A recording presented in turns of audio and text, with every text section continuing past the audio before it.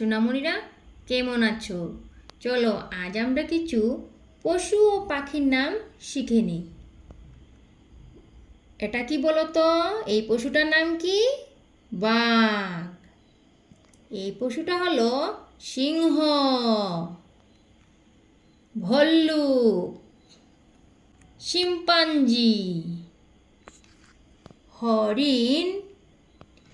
এই পশুটার নাম হলো ঘোড়া, জেব্রা, জলহস্তী, ক্যাঙ্গারু। এই পশুটা তো আমরা চিনি, তাই না? এই পশুটার নাম কি বলো তো? হাতি, জিরাফ। এখন আমরা কিছু পাখির নাম জেনে নেই। ময়ূর, মাছরাঙা, হলদে পাখি, শালিক, টিয়া, ঘুঘু, পায়রা,